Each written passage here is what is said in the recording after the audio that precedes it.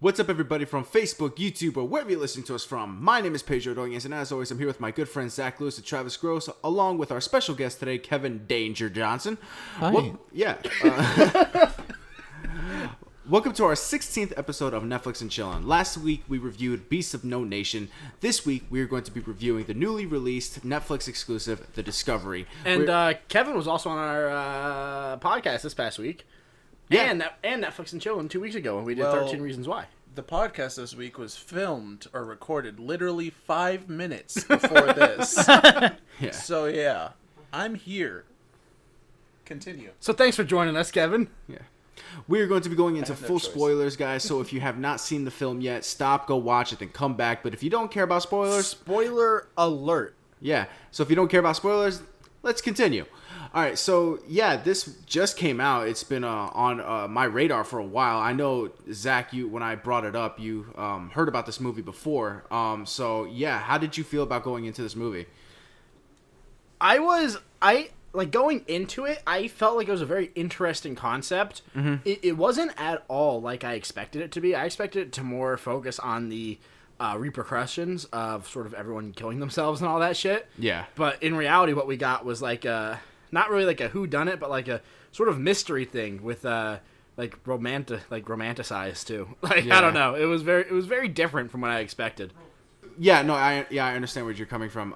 I feel like they were more focused on like what is the afterlife whole aspect, and it was weird. I felt like the whole romantic part of it was a little forced, but I understood why they kind of wanted to do it for like the sole purpose of the ending.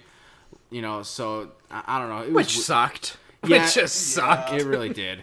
I was not satisfied at all when I saw the ending. Although there was the part where I think me and you can agree, Zach. My favorite part was when they were like thinking how his invention might have been just something to record memories. That was literally a better ending than the actual movie. If they would have went off Yeah. of that and ended it off of that idea, it would have been like the most fucked up fucking thing ever. And I would have like, that's so cool. It's such a wow. But they didn't. So I was just like, wow. Wow. Yeah. What about you, Kevin? I fucking hated it. Really? Yeah. See, I think the directing of it, like the shots and everything, the cinematography, the acting, and the twist. I even like the twist that they left in there as the end. I just didn't like the actual like ending post twist. Yeah. All of that was too good for the script they had. Script was terrible. Script was absolutely terrible. I agree. For the entire like hour and 40, Especially dialogue based. Yeah. Terrible. Like, the entire like hour and 40 minutes of the movie, I wanted to like end it. Like take Yeah, that. I take think that however I you like. told all of you guys in our group chat after I saw the movie, because I was actually first to watch it this week. Usually I'm yeah. not, but I was first to watch it this week, and I was just sort of like, the only thing that really kept me interested in the movie was like wanting to know like what it was exactly. Then when you get the answer, I was just sort of like, oh, Meh. and we're on our way. Yeah. Like. I feel like it was just nothing. It was just like an hour and 40 minutes of like time that you should have wasted doing something else. Yeah, I checked multiple times how far along into the movie I was. Yeah. I was like, oh god, like, am I at least halfway through? Travis has been itching to say something here, Yeah, so so let's let him get in on this. Well, fuck this fucking movie! I can't watch these stupid, shitty-ass movies anymore! Are you fucking kidding me? Fuck this! I quit! I bet he thought that was funny. All right, so I'm gonna take Travis's position now because No, but really, it was okay. I mean, it was an okay movie. Travis didn't even get that much of a heated reaction when he watched Wolf Cop. Yeah, it was an okay movie. It had a terrible script. Cinematography was good. Then it's so forgettable. Yeah. Aggressively average, I think, is the term that I used. Yeah, which is my term, but you know. It was. I feel like I would have preferred to have done something else than watch that movie. I mean, Robert Redford, he did a good job. He Yeah, didn't have that many lines. Like, he was in it throughout, but he was just sort of like scattered in. Yeah. And every time he's in, I'm like, cool, all the it's Robert actors did a Redford. good job. I didn't have any problem with the acting. Yeah. I think the script just ruined it. Like the script just totally tanked the movie. Yeah. Now I don't know if it was just me because I think it's definitely just me, but watching the movie, Yeah, it was definitely just you. yeah, Jason Segel's role, I just felt like it could have been a better fit if Jeff Daniels was playing him. But Jeff Daniels and Robert Redford literally look like they're the same age. Yeah, I That's understand that, even though they're like completely not. That's because Robert Redford found the fountain of youth. And you know he's 80 years old? What? Pedro told me that earlier. He's 80 years Yep. old. How? He looks like he's like 60. That's what I said. I literally said he looks like he's 60. What the fuck? Yeah, Jeff Daniels is 62. Yeah, So- no, They yeah. literally look like they're the same age because he Yeah. looks like he's 62. Yeah. Yeah. Yeah, so yeah, it's insane, but yeah, I don't know. I just kept the whole movie. I was like, I really feel like Jeff Daniels would have been better fit for this role. Whatever, that was just me. I But, just feel like a different screenwriter would have been a better fit for this movie. I That's about it.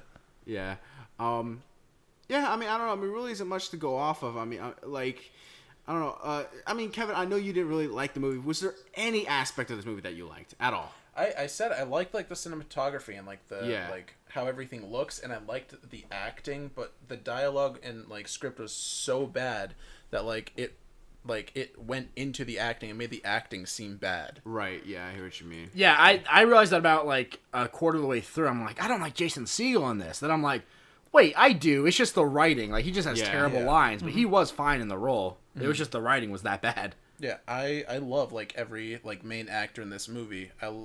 Even love Rooney Jason's- Mara, like yeah. she's not in as much stuff as you would think. But I love Rooney Mara. yeah, I know her I from love her. Girl with the Dragon Tattoo, Yeah. the American one. But outside of that, she's not really in that much stuff. She's And- in Her. Yeah, she is in Yeah. her. She was in her. She reminds me a lot of. No, that was, Or that no, was it's Kate Kate Mara. Mara, Yeah, her yeah, sister. Kate Mara. Yeah, I think it's her sister. Yeah. She reminds me a lot of Amelia Clark. I wonder if I'm the only one on that. Yeah, you know, I actually was thinking with Rooney Mara's character that it would have been better if it was Jeff Daniels on that role. Oh my god. Yeah. Whatever. And Robert Redford's character, I think it would have been better if it was Jeff Daniels. Whatever. Jeff Bridges? But other than that, Travis, what was your reaction when you realized like what the afterlife actually was in the movie? I mean, I quit the podcast. No, I mean, like the twist was good. Like I enjoyed the twist. Pedro, you just want to explain what it was in case someone hasn't seen it yet and they're just like, well, I don't want to watch it now. And they Yeah. just sort Okay. of want to know what it is. Yeah. Yeah, so pretty much the whole twist is that you're pretty much when you die, you go back to a significant point in your life where you can make a different choices again. Yeah, like biggest regret. Yeah, exactly. So when you die, you go back to that point in your life, and then it's another path on choices that you make. And yeah, you just don't remember anything from your past life, obviously. So it's just, Yeah. I don't know how, I don't know. It's weird how they went it that way. I honestly thought it would have been better off if it was like, I don't know, like there was like something else, like something to continue off from your actual consciousness. I feel like if the Yeah. concept of the twist was the whole movie, the movie would have been way better. I don't know. I did not like what the afterlife actually was. I didn't like the representation. That happened. I like how they Yeah. did it. I like how he just like he goes into the machine and then No, I will say though that the first scene when they put the thing on the corpse, which was Yeah. just a ridiculous thing, but when they put the thing on the corpse and you see the recording, you see him driving in the rain, I was getting creeped out. You see, Yes, like the hospital. And like it's all in like that sketchy black and white of like the recording, and I was like physically creeped out that part. I'm like, oh god, what is this? Like, Yeah. like what is this? Yeah. And I'm like, is he just like someone else? And he goes there, and the hospital is different. And like you said earlier, I thought that was like the best 20 minutes of the movie was them trying to figure out what was going on. Then when they actually figured it out, I was just like, Meh. like all right, Yeah. so that's what it is. Yeah, definitely. So yeah, it could have been better. The concept was great, but yeah. just yeah. It's basically like it's the most average movie like I've ever seen. It's like a 5 out of 10 for me. Like it's just Yeah. there. Yeah. Well, we're gonna getting into our ratings now. So yeah, Kevin, start with you. What's your rating again? 100 out of 10. It was 5 out of 10. 5 out of 10. Okay. Travis, what about you? I'm actually with Kevin on this one. It was a 5 out of 10. It was just so aggressively average. Yeah. It was right in the middle. All right, Zach, you? I'm gonna go a little bit higher because I felt like it was slightly above par. You know, I feel like it was like Yeah. I wouldn't say it was. Interesting. So I'm gonna give it a man. I don't think I want to go 6. I'm gonna go 5.5 out of 10. I don't know. It's just I felt like there was more good than bad. Slightly, slightly. So you know. Yeah. All right. Well, I'm gonna go with a 6.2 out of 10. Very So- Wow. strange number. Yeah. Very strange decimal. Explain your reasoning. Like, I thought you Show would your go. work. I thought you would go with the 6.1. To be honest, I'm not. Oh, yeah. How'd you get that extra 0.1 on there? I thought show- you might show- get a 6.3. Yeah, Pedro, Why'd show you your go work. lower. I don't know. I thought I think it's better than a 5. So I just feel like it's 6, but I also think it's a bit better than a 6, but not 6.5. So I went 6.2. So that's my reasoning Now- in my head. Now, tell me why you didn't go right in the middle and go 6.25, which is directly between. Because I think that's being way too specific. Yeah, 6.2 isn't specific. 6.25. That's where we draw the line. All right, but gotcha. our average rating, our P&Z media score is going to be coming out to a 5.4 out of 10. So yeah. Don't watch it. Or do. I don't care. It's something that I have no interest in ever watching again. I'm not glad I watched it, but I'm not glad that I watched it. If I didn't have to watch it for the show, I wouldn't.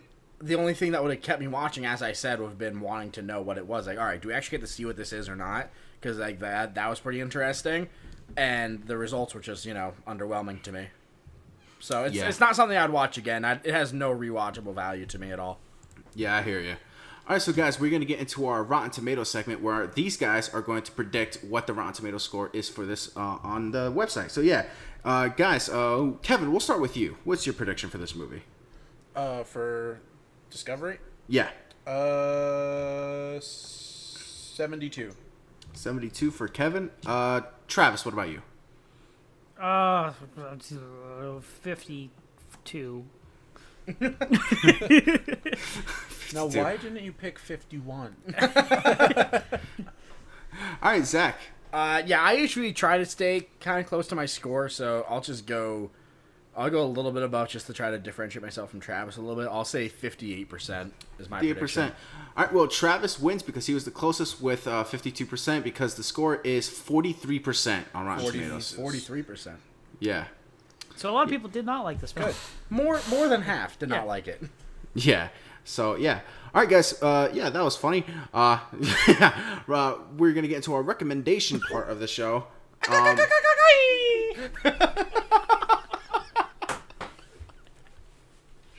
Recommendations. Yeah. Anyway. I'm going to be recommending for the people at home to watch on Netflix, whether if it's a show or a movie. Guys, I'm going to be recommending Sherlock. With Martin Freeman stars as John Watson, a wounded veteran of the war in Afghanistan.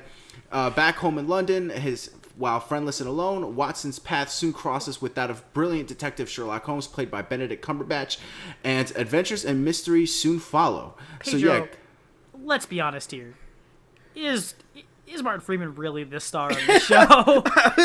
I was reading that straight from Rotten Tomatoes. Oh, okay. Right. Well, apparently, according to Rotten Tomatoes, it stars Martin Freeman. No, there is literally a 50-50 share with them. I just thought Pedro was going to make the terrible mistake of it stars Martin Freeman as Sherlock Holmes. And I'm like, no. No. Oh, man. Yeah, so, yeah, guys, so definitely check out Sherlock. I think it's a wonderful show. And, yeah, Kevin, you are going to be telling us what we're going to be watching and reviewing next week.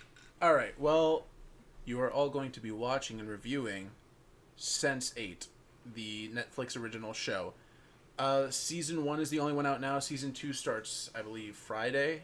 And it's up to you guys if you want to do Season 2 as well. We'll do Season 1 this week. Yeah. We might do Season 2 next week. How many episodes are there for Season 1? Like 10. Yeah, 10-ish. I think like 12 or 13, actually. I don't remember exactly. They're all an hour long, right? Yeah. Oh, great. So we're going back on that. Going back on the 13-hour binge. Yeah. Oh man. It's all right. We had 2 weeks off. We can manage. Yeah. I've already seen the first season. It's phenomenal. Okay. So, We'll probably get right through it. Yeah.